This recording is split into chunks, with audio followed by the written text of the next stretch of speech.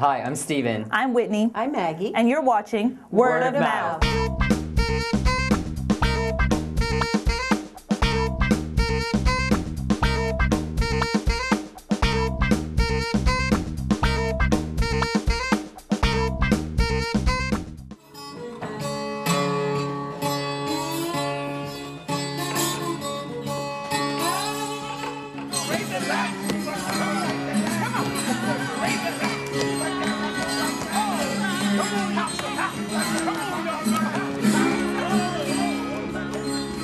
Tonight we saw Joe Turner's Come and Gone. So it's set in Pittsburgh in 1911 at a boarding house. That's owned by recently freed slaves, and it's a boarding house for traveling freed men and women who are trying to find a place to stay. Seth and Bertha are married, and they run the boarding house, and they're also the matriarch and patriarch of this I like to think of it as like a makeshift family. They're not really a family, but it's sort of a reconstituted family. Harold Loomis and his daughter Zonia appear at the door. He has come to seek his wife, who was lost to him when he was kidnapped and put in a slavery encampment by this Joe Turner. Bynum is the older sort of voodoo or mystic character. He seems to have almost, you can't tell if it's like supernatural powers or if he's just crazy. Bynum does voodoo. Bynum's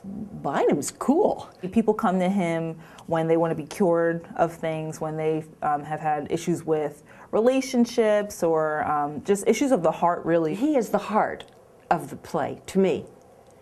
He sets the tone and he sort of deals out the cards of who the characters are, and it gives you little clues as you go along, and he helps them find out who they are. There's another boarder, Jeremy, who's younger, and he's, really into his guitar as he calls it, and chasing after women. There's a few women who come into the house who are involved with Jeremy, and so it just seems like all of the characters, aside from really Seth and Bertha, and Bynum, are just trying to figure out who they are and are trying to find their place. I think in the grander scheme of things that's sort of what it's about. It's like transient people. They're like slaves or former slaves wandering through towns sort of in search of something, but I don't even think there is a real end result to what they're looking for. It's just that they're like isolated in this new world.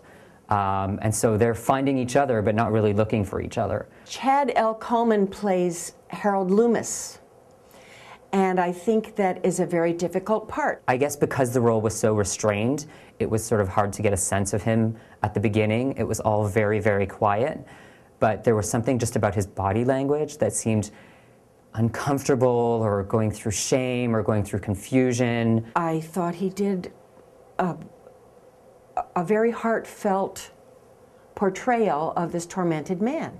His character was just crazy, and for me it was so crazy that at times it was funny, and I found myself like sort of chuckling at points and no one else is laughing because it's meant to be dramatic and serious, but it just was so over the top, and his voice and just his demeanor was just too much for me. I loved Roger Robinson as Bynum. He did a good job in playing his character. I thought he played a crazy old man very well. He looked like a crazy old man. He sounded like a crazy old man.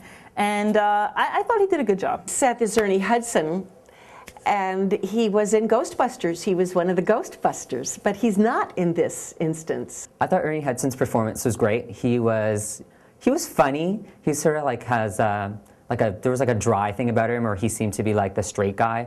I thought that while everyone else was over the top, dramatic, he wasn't so much, and I like that about him. And I thought that the times where I think it was meant to be funny, a lot of those lines came from him. He's very endearing. You really like him. He's a nice man. I thought all of the performances in general were great. They're all very engaging people. You just don't know quite why they're there. It was exceptionally long. And at one point, I fell asleep a little bit, and I had to wake myself back up. I know there are all kinds of very big currents going through it, but my brain is too feeble to figure it out. And it frustrates me because I would like to have understood it more. But I didn't, and that troubles me. To be quite frank, I was really confused by this whole play and by the plot and what was happening.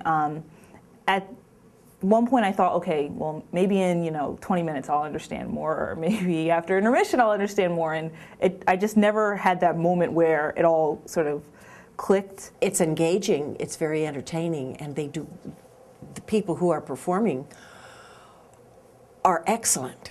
They shimmy into those skins and wear them well, and they perform them well, very well. I really liked it. I don't necessarily think I know everything that I saw. I'm still trying to put it all together, but I really enjoyed it. It was very strange and weird. I understand a lot about African American folklore and how it has a lot to do with spirits and has a lot to do with just really mystical things that are unclear. But I couldn't even connect any dots here. It just was strange to me. It's a hard one because it's very weighty, so it's not something that I say oh, you're coming to New York, let's go see this play about post-slavery or searching and belonging, but it's definitely something that's thought-provoking. This requires thought on the part of the viewer, and if your idea of having a good time is to go down and sit and be perplexed, then I would recommend it.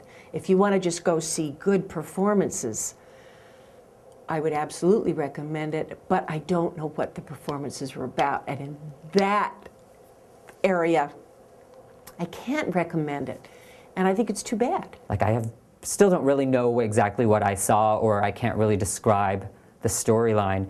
There's this sense of catharsis or happiness, or I don't know, you feel like you've sort of taken a little journey with them. I would tell my friends not to see this play. You don't often have a company of black actors have the opportunity to put on a play written by a black playwright. And I wanted it to be more than I felt it was. And in that regard, I'm disappointed. I do support black theater, but I just didn't like this play. It was bad. Joe Turner catch me when my little girl was just born. Wasn't nothing but a little baby sucking on her mama's titty when Joe Turner catch me. Joe Turner catch me in 1901.